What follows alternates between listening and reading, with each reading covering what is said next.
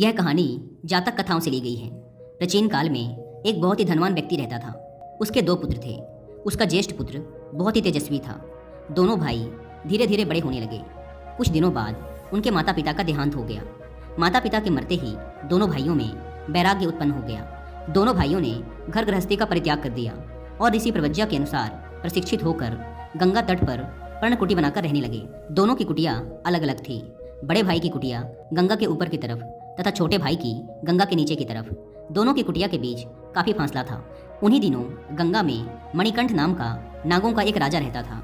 वह अपने भवन से निकलकर ब्रह्मचारी का रूप बनाकर आसपास के क्षेत्रों में घूमा करता था। वह रोज निकलता और घूम फिर कर वापस अपने महल में लौट जाता। एक दिन वह छोटे तपस्वी की कुटिया पर आया और उन्हें प्रणाम किया।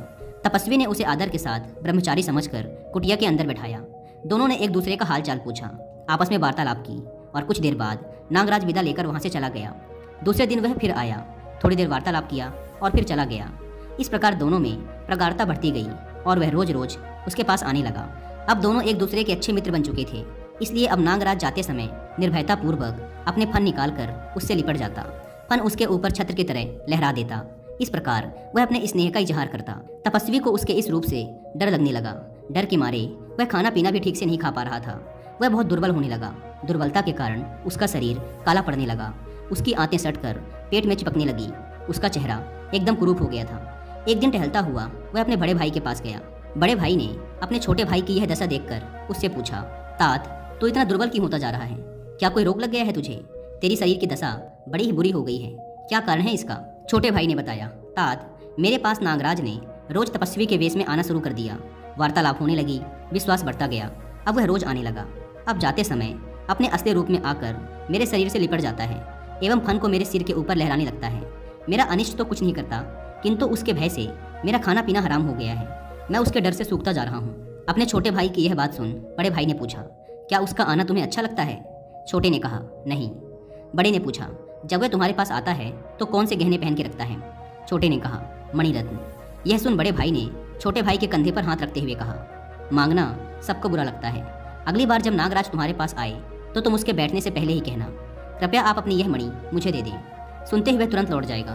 दूसरे दिन जैसे ही वह दरवाजे पर आए उससे फिर मणि मांगना। तीसरे दिन जैसे ही वह जल से बाहर निकले उससे मणि मांगना। वह मांगने से तंग आकर तेरे पास आना बंद कर देगा। जो आज्ञा। यह कहकर छोटे भाई ने बड़े भाई का अभिवादन किया तथा अपनी कुटिया में वापस लौट गया। अगले दिन जैसे ही नागराज उसके पास आया, तपस्वी ने कहा, तात, पहले आप अपना मणिरत्न मुझे दे दें। यह सुनते ही नागराज वापस लौट गया, कुटिया में बैठा ही नहीं। अगले दिन जैसे ही नागराज द्वार पर आया, तपस्वी ने पुनः बोला, तात, कल आप सुनते ही लौट गए थे, आज तो मणिरत्न मुझे दे दें। नागराज आश्रम में प्रवेश किए बगैर ही वहां से लौट गया। तीसरे दिन तपस्वी नदी के किनारे खड़ा इंतजार करता रहा। जैसे ही नागराज ने जल से निकलने के लिए सिर बाहर किया, तपस्वी ने कहा, तात, आज तीसरा दिन है। मैं 3 दिनों से आपसे मणिरत्न मांग रहा हूँ, आज तो दे ही दीजिए। नागराज पानी में खड़े खड़े बोला, तात, इस मणिरत्न के प्रभाव से ही मुझे बहुत सारे ऐश्वर्यों की प्राप्ति होती है। तुमने याचना करने की हद कर दी।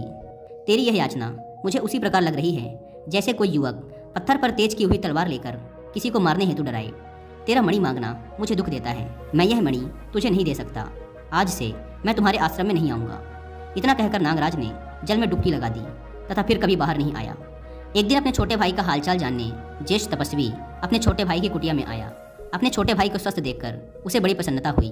उसने कहा, तात, तुमने देखा, किसी से भी उसकी प्रिय चीज मांगने पर उसे मांगने वाले के प्रति द्वेष होता है। नागराज 7 रत्नों से परिपूर्ण है। धन की उसके पास कोई कमी नहीं है, लेकिन उसे भी उसकी प्रिय वस्तु की याचना अप्रिय लगी। कोई भी इंसान मांगने वाले इंसान को पसंद नहीं करता। कोई भी यह नहीं चाहता कि उसकी प्रिय वस्तुएं उससे मांगी जाएं। इसलिए अनचाहे और बुरे लोगों से छुटकारा पाने का सबसे अच्छा तरीका यही है कि उन लोगों से उनकी प्रिय वस्तुओं को मांगना शुरू कर दो और फिर वो धीरे धीरे खुद आपसे अपनी दूरी बढ़ाना शुरू कर देंगे।